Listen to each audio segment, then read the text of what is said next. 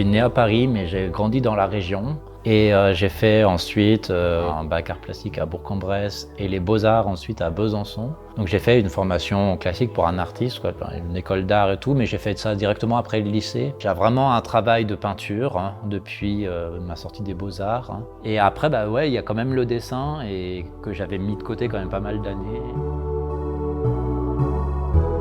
L'invitation de Sophie, elle est tombée à un moment qui était un peu compliqué pour moi parce qu'en fait je devais quitter mon atelier au centre-ville de Dijon. Du coup je me suis dit tiens, je vais reprendre ce truc de dessin numérique que j'avais déjà pratiqué pendant le confinement par exemple, où ça avait servi un petit peu de transition, quoi. C'est comme ça que j'ai fait ces dessins, j'ai proposé ces dessins, quoi. Les dessins stéréotypés sont souvent plus justes que les dessins très précis, très bien faits, anatomiquement, parce qu'en fait ça fait signe, on reconnaît tout de suite au premier coup d'œil. C'est bizarre parce qu'en fait on a tendance à penser que le numérique que c'est froid, que c'est voilà. Et moi c'est l'inverse en fait. Il y a un côté sensuel en fait à dessiner juste avec le doigt. J'aime pas le dessiner avec le stylet, ça j'aime pas. Mais avec le doigt directement sur l'écran, c'est un truc un peu primitif que j'aime bien en fait. C'est un peu comme gribouiller ou faire de la pâte à modeler. Il y a un truc un peu. J'ai conçu ces dessins avec ce gros trait de doigt parce que j'étais venu à La Cool l'année dernière en été pour le vernissage. Donc j'avais vu la façade qui était là. Je me suis dit, bon, là, si moi je dois faire quelque chose, je sais que c'est quelque chose qu'il faut que ce soit très visuel, qu'on le voit de loin. Et donc j'ai un peu conçu les dessins en fonction de ce que j'avais vu à ce moment-là, quoi.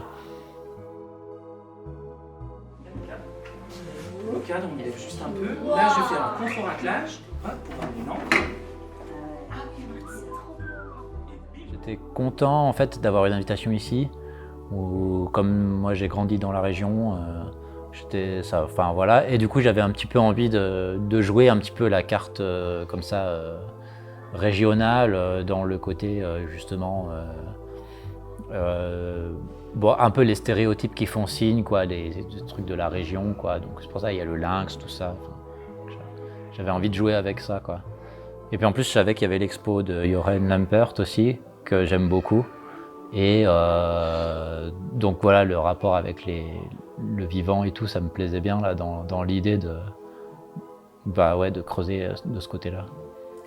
Il y a le lynx, ça m'amusait parce que c'est un peu le symbole de l'animal sauvage du Jura. Bon, sur le mur suivant, il y a une espèce de coquille qui est comme un fossile donc d'un monite, quoi, quelque chose qui est un peu préhistorique parce qu'il y a ce truc un peu dans le Jura aussi. Il y a les traces de dinosaures, il y a les fossiles et tout. Donc j'aime bien le côté ancien, mais tellement ancien que voilà. Puis c'est cette forme de spirale qui est très visuelle. Je l'ai placée là toute seule parce que je trouvais que comme c'est ce côté spirale, ça fonctionnait bien. Et puis les trois autres, c'est un œillet mais très stylisé, qui est celui qui est utilisé sur le carton là. Donc c'est comme une fleur mais qui est comme un soleil ou comme une forme un peu, c'est le plus abstrait un peu de tous. Une espèce de loutre avec une barbe, on ne sait pas, qui sort de l'eau, qui est à la fois un ancêtre, un animal. Et puis des champignons en fait.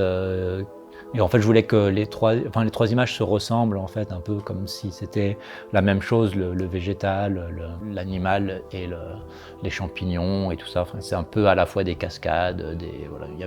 Je voulais mettre les trois images côte à côte. Je trouvais qu'elles fonctionnaient bien ensemble, quoi, comme un triptyque. Mais il y a un truc aussi que je voulais faire, et j'en ai parlé un petit peu tout à l'heure là, quand les gens posaient des questions, c'est que oui, donc c'est une ancienne école, quoi, à La Coue, et c'est vrai que moi, là, dans mon village, là, j'étais à l'école et ma mère, elle était institutrice, et j'avais quand même cette idée, comme c'est sur les fenêtres de l'école, qu'il y ait quand même ce jeu de positif-négatif, comme quand on découpe des papiers puis qu'on les colle sur la fenêtre, et qu'il fallait que ce soit très visuel comme ça, aussi pour ça, quoi.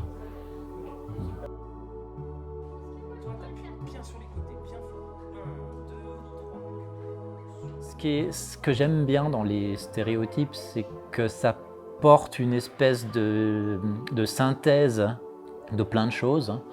Et alors, pour le bon côté de la chose, c'est que c'est un symbole, quoi, on va dire, quoi. Et après, le mauvais côté, c'est que quand on simplifie, comment dire, on peut caricaturer aussi. Mais moi, j'essaye plutôt de faire pencher la simplification du bon côté de la chose, quoi, du côté de la synthèse et du symbole, quoi.